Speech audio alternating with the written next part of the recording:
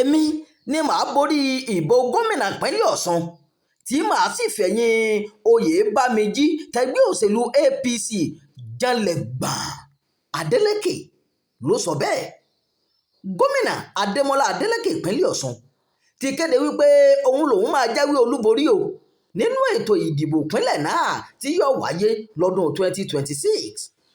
Adeleke ní ó dá òun lójú pé òun yóò la olùdíje ẹgbẹ́ òṣèlú APC sẹ́nẹ́tọ̀ Àjíbọ́lá Oyèbáméjì mọ́lẹ̀ o nínú ètò ìdìbò ìpínlẹ̀ náà. Gómìnà fi ọ̀rọ̀ yìí léde lójú òpó Facebook rẹ̀ lọ́jọ́ àìkú ọjọ́ 14 oṣù kejìlá yìí. Ó ní ẹ̀yin èèyàn mi nípínlẹ̀ Ọ̀ṣun, mo fẹ́ fi dá yín lójú pé a ti ṣetán o láti rí wípé ẹgbẹ́ òṣèlú APC yóò fìdí rẹmi nínú ètò ìdìbò ọdún 2026 tó ń bọ̀ lọ́nà. Lágbára Ọlọ́run àti àtìlẹ́yìn àwọn èèyàn, mo máa borí Oyèbáméjì o nínú ètò ìdìbò náà láti lè tẹ̀síwájú àwọn iṣẹ́ tí ìjọba mi ń ṣe. Gbogbo nǹkan tí gómìnà tó ṣáájú mi tó ti di mínísítà báyìí sọ ni mo gbọ́ pátápátá. Mo fẹ́ fi dá yín lójú pé irọ́ ńlá lọ́rọ̀ tó sọ wípé APC ni yóò jáwé olúborí o. Àwọn èèyàn wa nípínlẹ̀ Ọ̀ṣun kò gba ti ẹgbẹ́ òṣèlú APC mọ́. Kò sí nǹkan kan tí wọ́n lè ṣe tó lè yí eléyìí padà o. Gómìnà Adeleke ló ṣàlàyé. Gómìnà Adeleke ní àsìkò tó burú jáì nínú ìtàn ìpínlẹ̀ Ọ̀ṣun ní àsìkò tí ẹgbẹ́ òṣèlú APC wà ní ìjọba. Adeleke ní ọrọ̀ ajé ìpínlẹ̀ Ọ̀ṣun dẹnu kọlẹ̀ tó bẹ́ẹ̀ gẹ́ nígbà tóun di gómìnà lọ́dún 2022 nítorí ètò ìṣèjọba tí kò dára.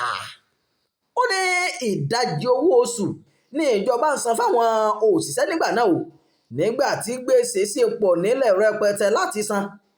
Ìfàsẹ́yìn ni ẹnikẹ́ni tó bá dìbò fún APC lọ́dún tó ń bọ̀ yóò mú bá ìpínlẹ̀ Ọ̀ṣun o. Gómìnà ní àwọn èèyàn ìpínlẹ̀ Ọ̀ṣun kò ṣetán láti padà sí irú àsìkò báyìí mọ́ o. Adeleke ní dípò kí a máa lo àwọn nǹkan tí a ṣe láti ṣe ìpolongo ìbò fún aráàlú, ọ̀nà tí kò bá ìjọba warawa mu ni APC ń tọ̀ o. Èmi máa ń sọ fún wọn pé tí ó bá dá wọn lójú pé àwọn aráàlú ń fẹ́ wọn, kí ló dé tí ẹ̀rù ń bà wọ́n láti jẹ́ kí ètò ìdìbò lọ nírọ̀wọ́rọsẹ̀? Adeleke ló béèrè bẹ́ẹ̀. Gómìnà sọ pé àwọn aráàlú ti ń jẹ ìgbádùn ìjọba gidi tó wà lóde báyìí o, pẹ̀lú bí ìjọba òun ti mú ìgbáyégbádùn àwọn òṣìṣẹ́, ìpèsè ohun amáyédẹrùn, ètò ìwòsàn alábọ́dé àtàwọn ètò mìíràn ní ọ̀kúnkúndùn.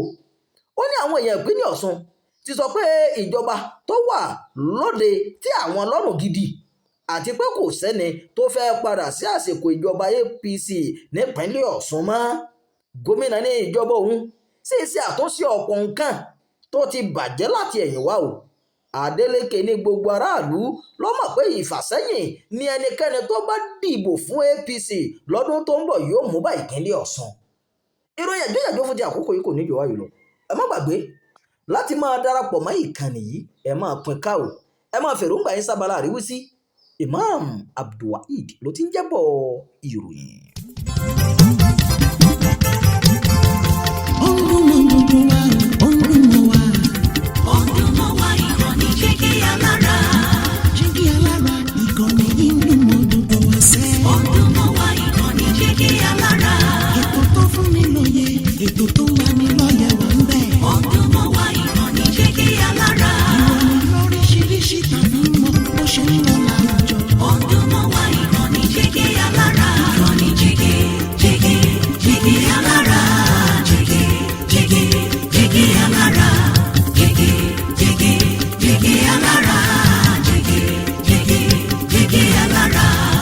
Ìkànnì Jígí Alára 24, bàbá gbogbo.